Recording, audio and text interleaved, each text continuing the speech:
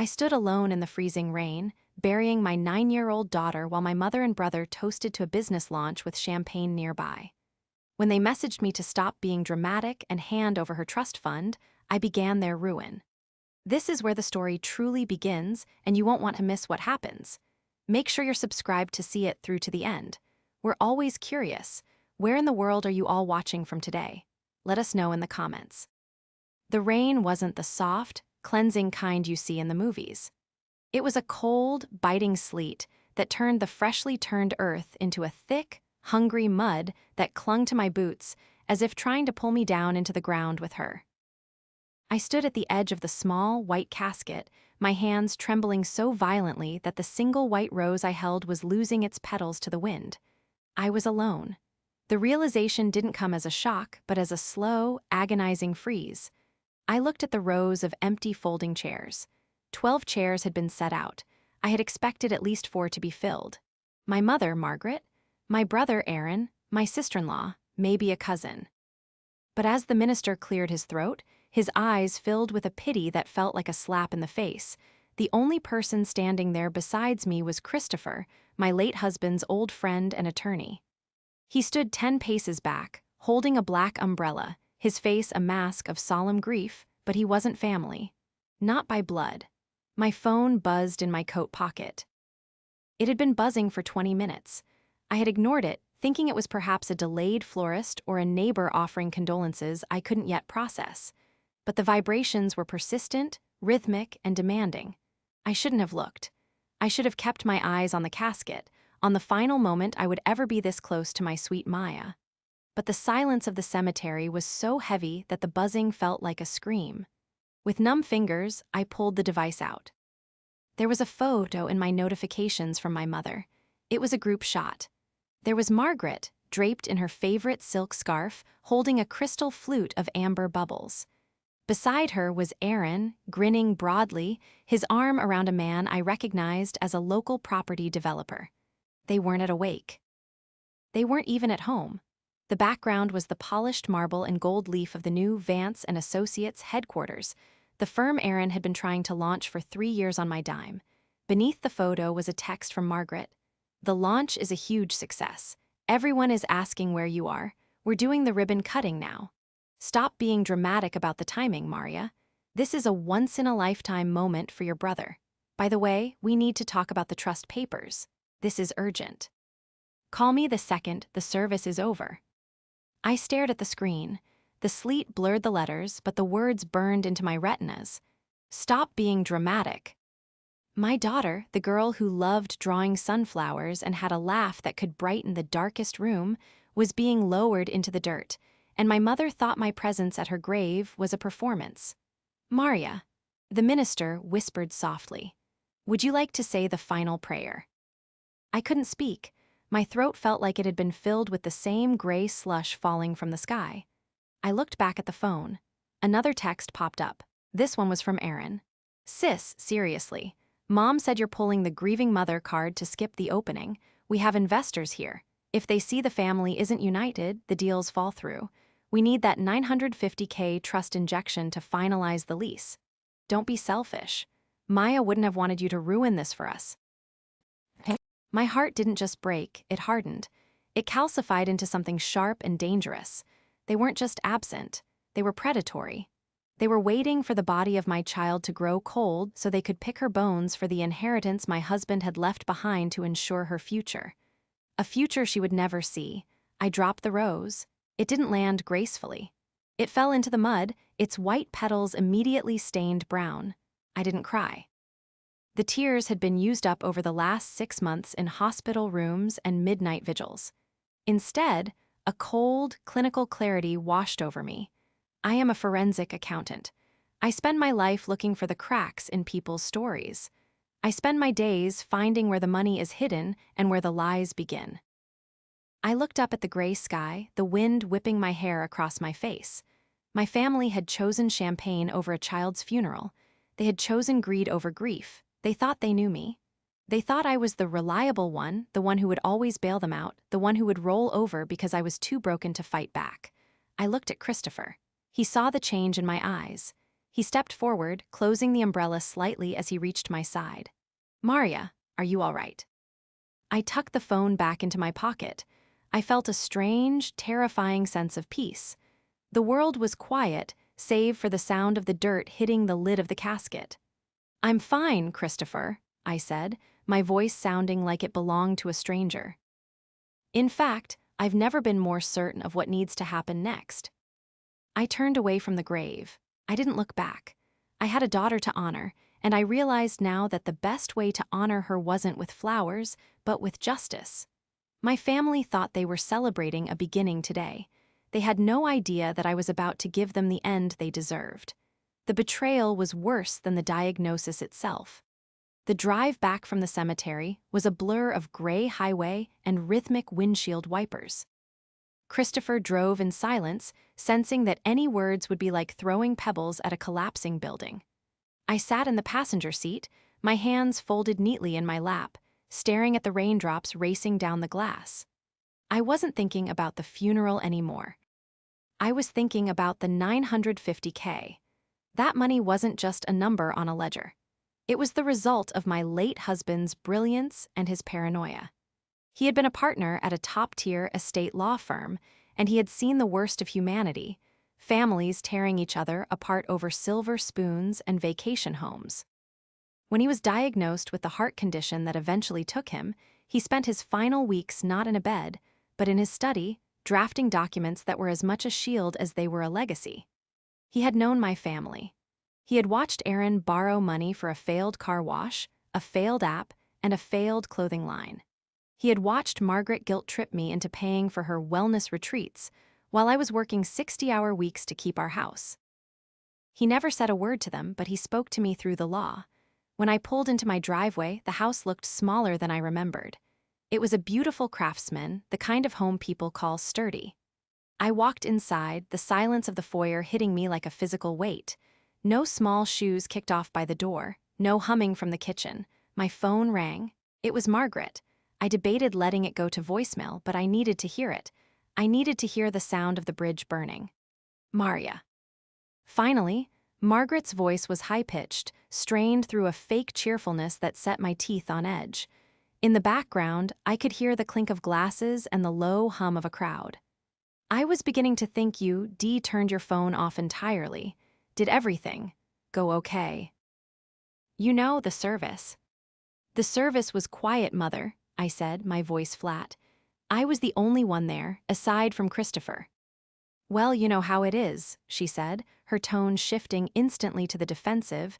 Aaron's launch was scheduled months ago. These investors don't wait for anyone. It's about the future, Maria. We have to look forward. Maya would have been so proud of her uncle. He's finally doing it. He's a CEO. He's a man who couldn't find an hour to say goodbye to his niece, I replied. Oh, don't start with the guilt, Maria. It's so exhausting, Margaret sighed. I could almost see her rolling her eyes, adjusting her pearls. We are all grieving in our own way. My way is supporting my living son so he doesn't end up in the poorhouse. Now, about the trust. Aaron's office lease requires a proof of funds by 5 p.m. today. I've already contacted the bank, but they said your signature is required as the primary executor. I'll send a courier over with the papers. The trust is for Maya, Mother. It's her inheritance. Maria, honey, let's be realistic. Margaret's voice dropped into a cooing, patronizing register. Maya doesn't need it anymore. And you have your job, your house, you're fine, but the family name is at stake here. Aaron has worked so hard. If he doesn't get this capital, the office space goes back on the market and he loses his deposit. It's $950,000 sitting in an account doing nothing. It's just paperwork.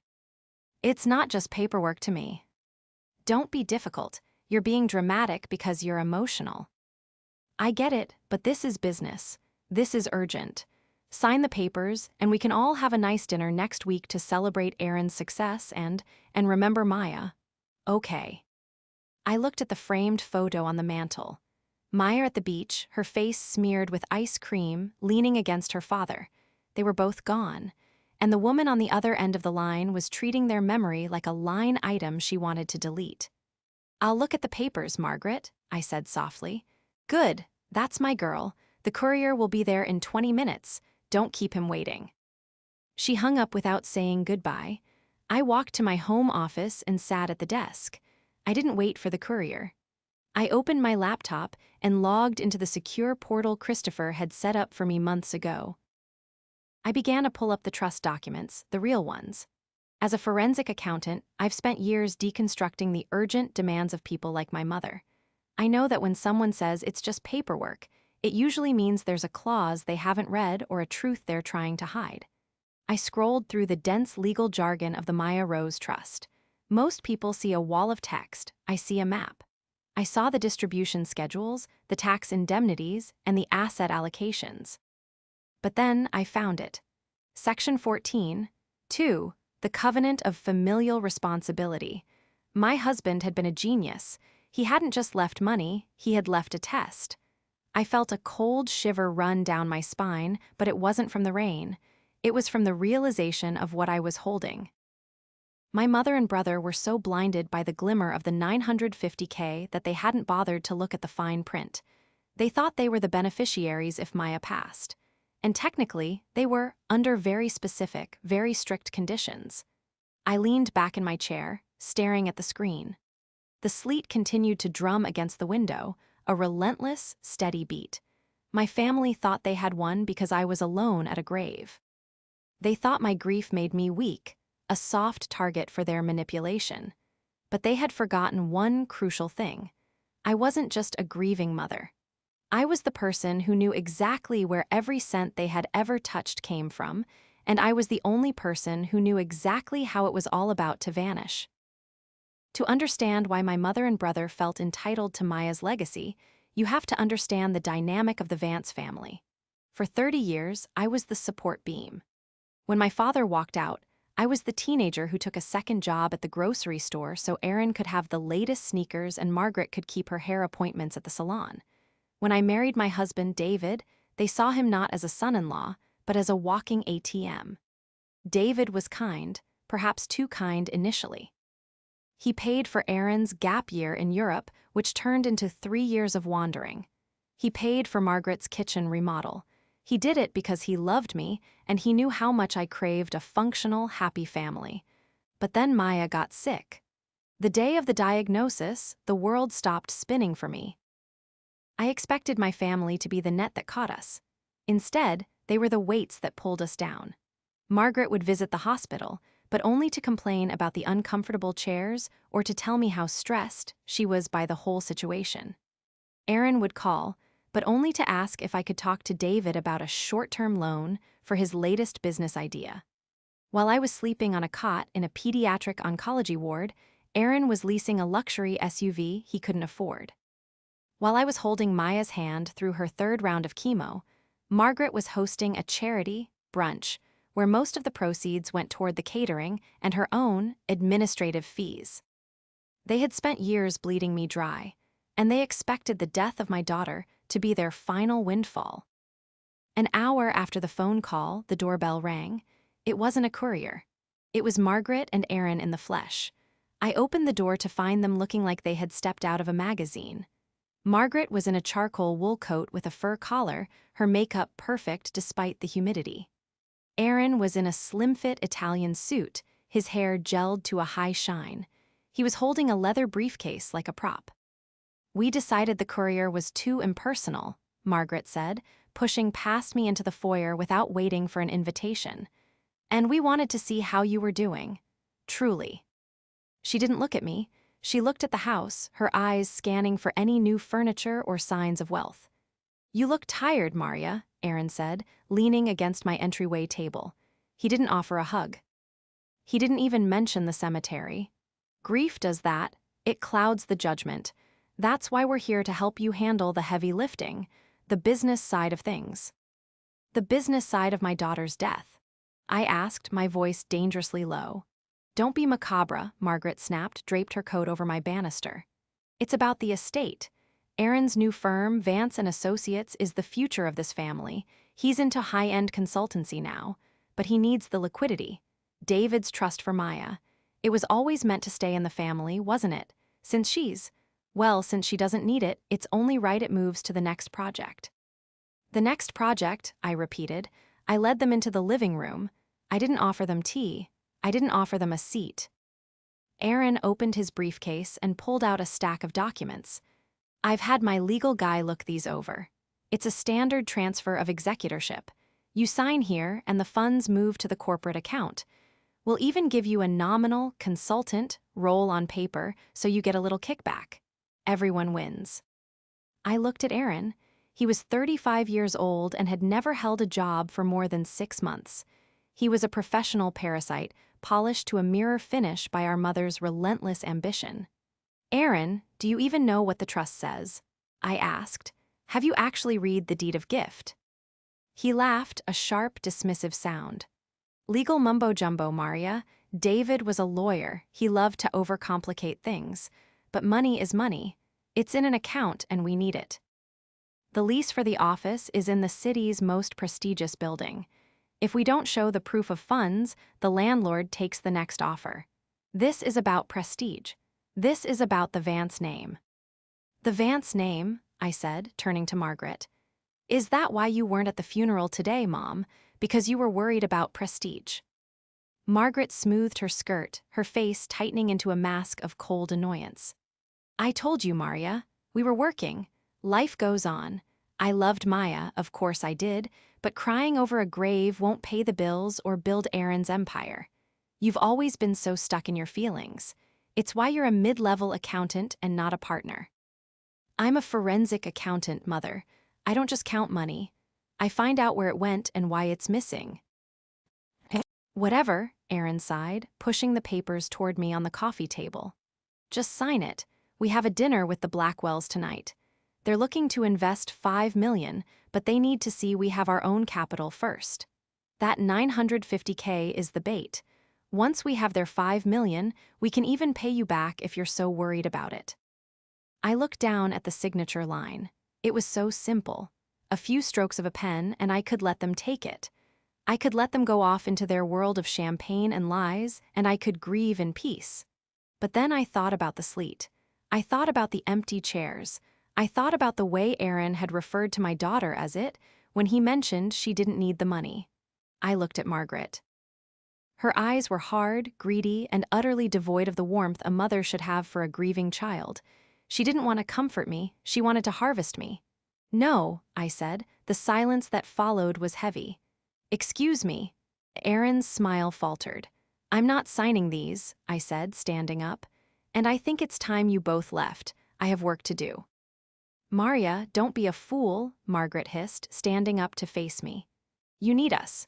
Without this firm, Aaron has nothing. If he fails, I lose my house. I put it up as collateral for his initial loan. You would see your own mother on the street because you're having a tantrum. I looked at her, really looked at her. I saw the desperation behind the pearls. I saw the years of manipulation and the hollow shell of her high society life. You should have thought about your house before you skipped your granddaughter's funeral to drink champagne, I said. Aaron stepped toward me, his face turning a mottled red. You're going to regret this, Maria. We're family. You can't just cut us out. You already cut yourselves out, I replied, walking toward the door. Now please leave. As they stormed out, Margaret shouting about my cold heart and Aaron threatening to involve his legal guy, I felt a surge of adrenaline. They thought the conflict was about a signature. They had no idea I had already spent the afternoon with Christopher before the funeral. They thought they were the predators. They had no idea they were already in the trap. The house was too quiet after they left. The echo of Margaret's voice, calling me cold-hearted, seemed to vibrate in the floorboards. I sat at my dining room table, the same table where Maya used to do her finger painting, and opened my laptop. The forensic accountant in me took over. It was a defense mechanism, a way to compartmentalize the raw, bleeding hole in my chest by focusing on numbers that followed rules. People lie. Numbers, if you look at them long enough, always tell the truth. I called Christopher. He answered on the first ring. I assume they've been there, he said, his voice a calm anchor. They just left. They want the $950,000 to save Aaron's firm and Mom's house. Aaron had a stack of transfer papers ready for me to sign. I rubbed my temples. Christopher, we need to talk about Section 14. 2 again. I need to know exactly how ironclad it is. David was thorough, Maria. He knew your mother's history of, let's call it financial flexibility. The covenant of familial responsibility isn't just a moral suggestion. It's a performance-based trigger for the trust's distribution. He structured it so that the family beneficiaries, Margaret and Aaron, only remain eligible for their secondary stipends if they maintain a standard of familial care. Missing the funeral of a direct descendant, like Maya, without a medical emergency is explicitly listed as a terminal breach of duty. And the house? I asked. The house Margaret lives in was purchased by David through the trust. It's an asset of the estate. If the breach is triggered, the trust's mission shifts. The funds, the property, and all associated dividends are diverted to the designated alternative, the St. Jude's Children's Hospice. I felt a grim sense of justice. David had seen this coming. He had known that if the worst happened, they wouldn't be there for me. He had built a cage for them, and they had walked right into it with champagne flutes in their hands.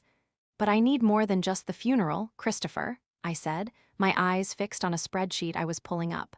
I need to know what Aaron is actually doing with Vance and Associates. If I'm going to do this, I'm going to do it completely. I want to see every shadow in their ledgers. I'll send over the discovery files I've been sitting on, Christopher promised. David had me keep an eye on Aaron's ventures for years. It isn't pretty. Within 20 minutes, my inbox was flooded. I spent the next 6 hours submerged in the murky depths of my brother's financial life. As a forensic accountant, I'm used to seeing creative bookkeeping, but Aaron was amateurish. He wasn't a CEO, he was a gambler using other people's chips. I found a series of consultancy fees paid out to shell companies that led right back to his personal credit card debts. But the real shock came when I looked at the mortgage documents for my mother's home. Margaret had told me she put the house up as collateral for Aaron's loan. What she hadn't told me was how she got the bank to approve it. I zoomed in on a PDF of a notarized signature. It was mine, or it was supposed to be mine. It was a clumsy forgery of my signature as a co-guarantor. My own mother had forged my name to secure a loan for my brother's failing business, all while I was distracted by my daughter's failing health. The betrayal felt like a cold blade between my ribs. They hadn't just abandoned me at the cemetery, they had been actively sabotaging my financial future while I was saying goodbye to my child. I didn't scream. I didn't cry. I simply picked up a red digital pen and circled the signature. I began to build a folder. I titled it, The Forfeiture. I stayed up until the sun began to peek through the gray clouds of the following morning. I had everything. I had the bank records showing Margaret's charity brunch funds being diverted to Aaron's car payments. I had the proof of the forged signature. And most importantly, I had the time-stamped photos from their social media showing them at the launch party during the exact hour of Maya's burial. I wasn't just a grieving mother anymore. I was a hunter. The headquarters of Vance and Associates was located in a glass and steel monolith downtown. It was the kind of building that screamed success to anyone who didn't know how to read a balance sheet. I walked into the lobby, dressed in my sharpest charcoal suit, my hair pulled back into a tight, professional bun. I looked like I was heading to an audit, which in a way I was. The receptionist, a young woman who looked like she'd been hired for her aesthetic rather than her skills, tried to stop me. "Do you have an appointment with Mr. Vance?" "I'm his sister," I said, not breaking my stride. "And trust me, he's expecting this." I pushed open the heavy oak doors to Aaron's corner office. He was sitting behind a desk that was far too large for him, staring at a laptop screen. Margaret was there too, perched on a velvet guest chair, looking over some fabric swatches for what I assumed was the new office decor. "Maria," Aaron looked up, startled. A flicker of hope crossed his face. "Did you bring the signed papers? I knew you'd come around. Family is family, right?" I walked to the desk and placed a single, slim manila folder on the polished surface. I didn't sit down. "I didn't bring the papers you wanted, Aaron," I said. "I brought the ones you actually need to see." Margaret stood up, her brow furrowed. Maria, what is this? We have a meeting with the Blackwells in an hour.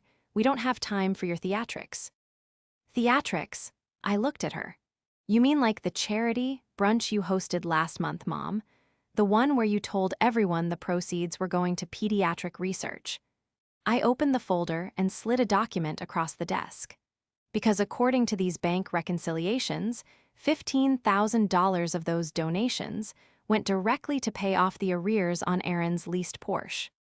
Margaret's face went pale, the color draining from her cheeks until her blush looked like two angry bruises. That was a temporary reallocation. Aaron needed to maintain his image for the investors. I was going to replace it. With what? I asked, turning to Aaron. With the money from the trust you were planning to steal. The trust that was meant for the daughter I buried yesterday while you were popping corks. Aaron slammed his hand on the desk. Steal? That's a strong word, Maria. It's family money. It was David's money. And frankly, you're being selfish by sitting on it when we're on the verge of greatness here. Greatness? I laughed, and it was a cold, sharp sound. Aaron, you're on the verge of a prison cell. I know about the forged signature on the mortgage guarantee. The silence that followed was deafening. Aaron's eyes darted to Margaret, who suddenly found her silk scarf very interesting. I have no idea what you're talking about, Aaron stammered, his voice climbing an octave. I'm a forensic accountant, Aaron. Did you really think you could forge my handwriting on a legal document and I wouldn't notice? The bank has already flagged the discrepancy. All it takes is one phone call from me to confirm it's a forgery, and the fraud investigators will be through these doors before your investors even arrive. You wouldn't, Margaret gasped, her hand flying to her throat. You would send your own brother to jail. After everything I did for you, I raised you. You raised me to be a safety net for your favorite child, I countered. But the net is gone, and because you both chose to skip Maya's funeral to celebrate this. This monument to your own ego, you've triggered the covenant of familial responsibility. The what? Aaron sneered. Stop making up words. It's in the trust deed, Aaron. Section 14. 2. By failing to attend the funeral, you have legally forfeited your status as beneficiaries. As of 8 o'clock this morning, Christopher has filed the paperwork. The $950,000 is being moved to a hospice charity. And since this office, lease, and Mom's house are assets tied to the trust's original liquidity, well, you should probably start packing. Aaron's face twisted into a mask of pure rage. He lunged out of his chair, pointing a finger at me. You bitch! You're destroying us because you're sad. You think you're so much better than us. You're a bitter, lonely woman who can't stand to see anyone else succeed. I'm a mother who buried her child alone, I said, my voice steady and iron cold. And you're a fraud who couldn't even manage a clean forgery. Get out. Margaret shrieked, her voice cracking. Get out of this office. You're no daughter of mine. I'll fight this. I'll tell everyone what you are. Go ahead, I said, picking up my folder. But tell them quickly. The Blackwells will be here in 45 minutes, and I've already sent them a preliminary audit of your firm's assets. I don't think they'll be staying for the champagne. The fallout was immediate and chaotic. Over the next 48 hours, my phone was a war zone. Margaret sent over 50 text messages, oscillating between begging for forgiveness and threatening to sue me for emotional distress. Aaron was worse. He had his legal guy, who turned out to be a disgraced former paralegal, send a cease and desist letter that was so full of typos I almost laughed as I shredded it. But I wasn't done. I knew that if I left even a single stone unturned, they would find a way to crawl back out. I returned to the records. I wanted to see if there were other victims. People like my mother and brother don't usually start with their own family. They practice on others first. I found a name in Aaron's old files, Mrs. Gable. She was an 80-year-old widow who had lived next door to Margaret 3 years ago. According to the records, Aaron had managed her small investment portfolio. I spent the afternoon tracking her down. I found her in a state-funded nursing home, her eyes bright but her spirit dimmed. He told me it was a sure thing, she whispered, her hands shaking as she held a cup of lukewarm tea. He said he was a Vance, and Vances always take care of their own. He took my late husband's pension, Maria. He said it was for a development project. I never saw a cent back. When I asked your mother about it, she told me I must have been confused.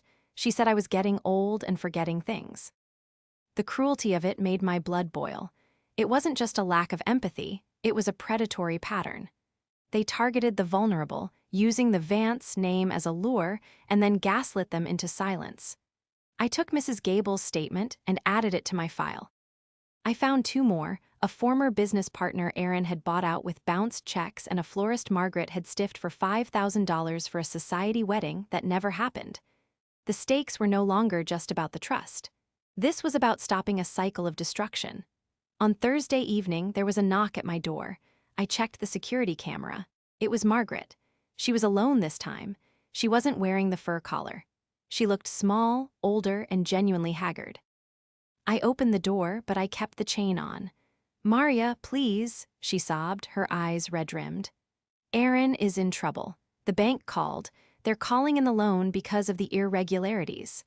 We have 48 hours to pay back the full amount or they start the foreclosure on the house. I have nowhere to go. Please, I'm your mother. I'm sorry about the funeral. I'm sorry about everything. We were just so desperate." I looked at her, and for a split second, I felt that old, familiar pull. The daughter who wanted to fix things, the girl who wanted her mom to love her.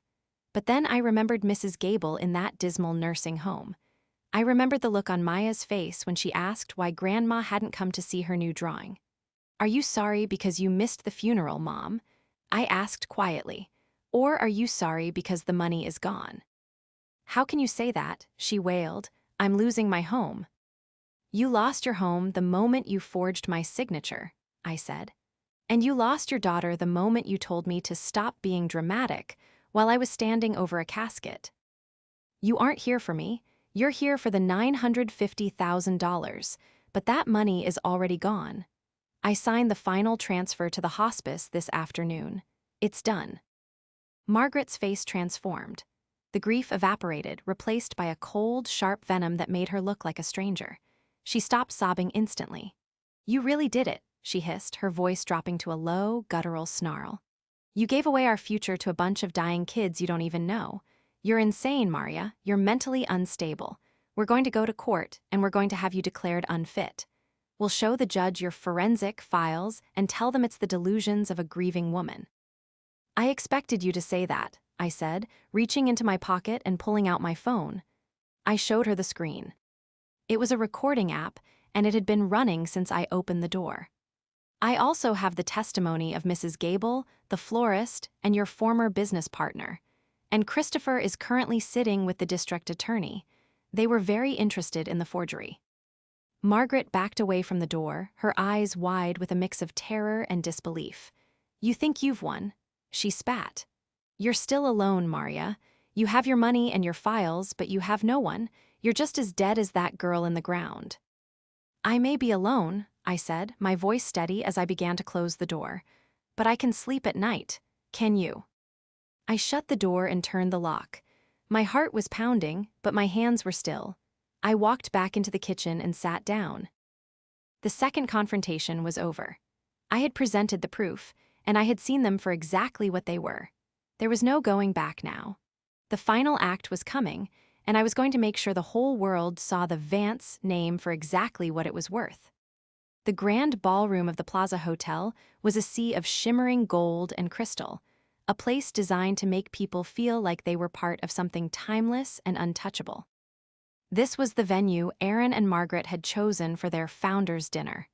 They had invited the city's elite, the old money they so desperately craved to be, and the new money, like the Blackwells, who were looking for a place to park their capital. I stood in the foyer, watching through the partially opened double doors. The air smelled of expensive perfume, seared scallops, and the sharp, metallic tang of desperation. I saw Margaret flitting from table to table like a moth to a flame, her laughter too high, her gestures too wide. She was wearing a gown that must have cost more than most people's cars, likely purchased with the last of the charity funds she'd siphoned. Aaron was near the stage, holding a microphone, looking every bit the visionary CEO he had hallucinated himself into being. Christopher stood beside me, adjusting his tie. He held a leather portfolio. "Are you ready, Maria? Once we walk in there, there is no going back. The bridges won't just be burned, they'll be vaporized." "I didn't come here to build bridges, Christopher," I said, feeling the weight of the digital recorder in my pocket and the hard copies of the audit in my hand. "I came to finish the job." As Aaron began his speech, his voice booming through the speakers about legacy and the strength of the Vance family bond, I signaled to the tech booth. I had spent the afternoon consulting with the venue's AV technician, a young man who was more than happy to help once I showed him the unpaid invoices Aaron had left at his father's small printing shop. Aaron reached his crescendo. "And so, as we look toward a future of unprecedented growth, I want to thank the two women who made this possible. My mother, Margaret, and my sister, Maria, who, though she couldn't be here tonight due to her own personal struggles, has been the backbone of our financial structure." That was my cue. I pushed the doors open. The heavy wood thudded against the walls, drawing every eye in the room toward the back. I walked down the center aisle, the clicking of my heels on the marble floor the only sound in the sudden silence. Aaron's face went from triumph to terror in 3 seconds. He gripped the microphone so hard his knuckles turned white. "Maria, what are you doing here? You're not on the guest list." "I'm the executor, Aaron," I said, my voice projected by the clip-on mic Christopher had helped me secure. "And as you just told everyone, I'm the backbone of your financial structure." So, I thought I'd provide the room with a real-time update on our unprecedented growth.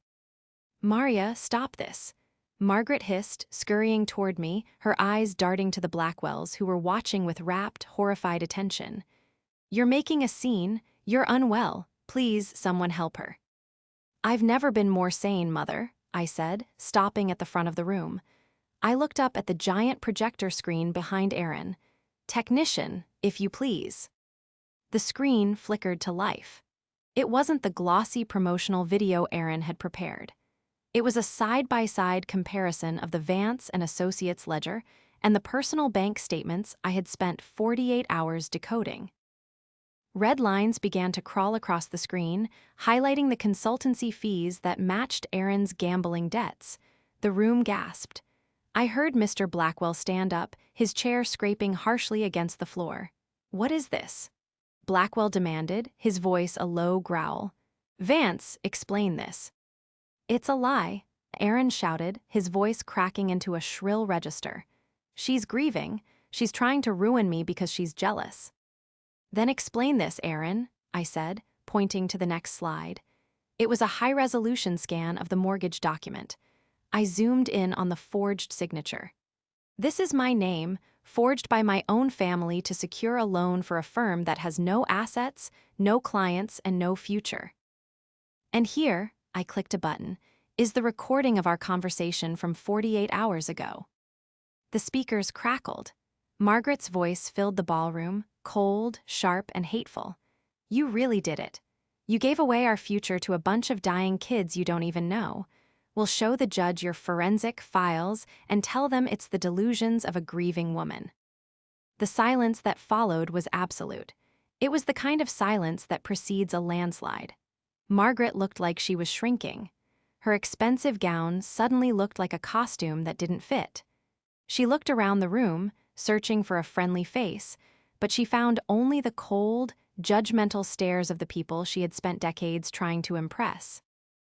"And finally," I said, my voice echoing in the vast space, "for those of you wondering about the Vance legacy, I have one final piece of business. As the executor of the Maya Rose Trust, I am officially serving notice of the covenant of familial responsibility breach. Because Aaron and Margaret Vance chose this party over their own granddaughter's funeral, they have forfeited all claims to the family estate. Christopher." Christopher stepped forward and handed a stack of legal envelopes to Aaron. "You're being served, Aaron. Forgery, embezzlement, and a civil suit for the recovery of funds stolen from the Gable estate. And Margaret, you have 48 hours to vacate the trust-owned property." Aaron dropped the microphone. It hit the stage with a deafening thud that rang through the speakers like a gunshot. He looked at the Blackwells, then at me, his face a mask of pathetic, impotent fury. "You destroyed everything," he whispered, loud enough for the front row to hear. "No, Aaron," I said, turning to walk away. "I just stopped you from destroying anyone else." As I walked out of the ballroom, I heard the sound of the crowd erupting into a cacophony of whispers and accusations. I didn't look back. I felt a weight lift off my shoulders that I hadn't even realized I was carrying. I had spoken for Maya. I had spoken for Mrs. Gable. And for the first time in my life, I had spoken for myself. The aftermath was a clinical, orderly destruction. Aaron didn't even make it through the week. The Blackwells pulled their interest immediately, and within 48 hours, the bank had frozen every account associated with Vance and Associates. The forgery wasn't just a civil matter. The district attorney's office, prompted by the evidence Christopher and I provided, opened a formal investigation. Aaron was arrested 3 days later at a cheap motel, trying to pack a suitcase full of company assets that were actually just office supplies and a few $100s in cash. Margaret fared no better. The social exile was swifter and more brutal than the legal one. The women she had lunched with for 20 years stopped taking her calls. The charities she chaired removed her name from their websites. When the movers arrived at the house David had bought to ensure she had a roof over her head, she was found sitting on the floor of an empty living room, clutching a photo of herself at a gala from 10 years ago. She didn't have anywhere to go. I heard she moved into a small, one-bedroom apartment funded by a distant relative she hadn't spoken to in a decade. I didn't reach out. Some betrayals are too deep for a bridge to ever span. A month after the dinner, I found myself back at the cemetery. It was a beautiful spring morning. The biting sleet of the funeral had been replaced by a soft, warm breeze that carried the scent of lilacs. The grass over Maya's grave was starting to grow in, a vibrant, stubborn green. I sat on a small stone bench nearby, a notebook in my lap. For the first time in years, I wasn't looking at spreadsheets or bank statements. I was looking at the flowers. Christopher walked up the path, holding 2 cups of coffee. He sat down beside me, handing me one. "The final transfer to the hospice went through this morning," he said softly. "They're naming the new pediatric wing after her, the Maya Rose Pavilion. They said the $950,000 will cover the operating costs for the next 5 years. You did good, Maria." "David would have liked that," I said, taking a sip of the coffee. "He always said money was just energy. You have to make sure it's moving in the right direction." "And what about you?" Christopher asked. "What's your next move?" "I'm opening my own firm," I said, and the words felt right. "Forensic advocacy. I want to help people like Mrs. Gable, people who don't have a Maria to look at their books until it's too late. I want to make sure the parasites don't win." I looked down at Maya's headstone. I had chosen a simple design, Maya Rose, a light that never fades. I felt a sense of peace that was almost foreign to me. The anger was gone, replaced by a quiet, steady resolve. My family was gone, but I wasn't alone. I had the memory of my daughter, the respect of my peers, and the knowledge that I had stood up when it mattered most. Justice isn't always a gavel hitting a block. Sometimes, it's just the truth finally being louder than the lies.